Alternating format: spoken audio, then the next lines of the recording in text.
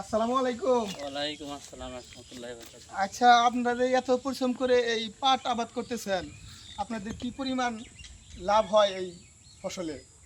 লাভ তো তোমার সীমিত লাভ হয় আর কি, সীমিত বেশি হয়। আপনাদের কি এই পরিশ্রমের টাকা উঠে?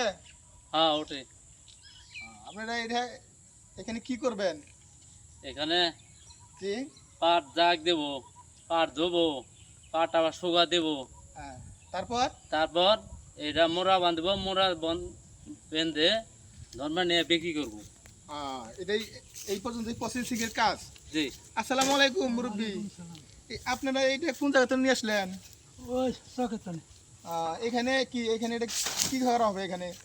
এনে মনে করি জাগাত মেনু নামাইয়া এখানে জাগ গাঁথবেন, হ্যাঁ তারপরে এটারে কতদিন রাখবেন? এনে দাগ দি মৌ দিয়া এন মনে করে 15 দিন লাগুক 16 দিন লাগুক থাকো পানি চলে। তারপরে 15-16 দিন পরে এটারে আবার হ্যাঁ আবার ধুমু পাট ধুবেন।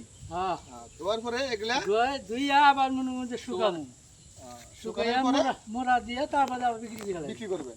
কিন্তু তাতে আপনাদের যা খরচ হয় এটা কি খরচ উঠে?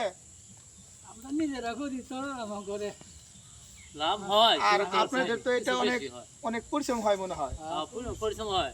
আর কামাই করে আজ পত্তাই আছে তো দর্শক শুনলেন, পাট আবাদ করা অনেক একটা কঠিন কাজ। কৃষকেরা অনেক পরিশ্রম করে এই সোনালী পাট উৎপাদন করে।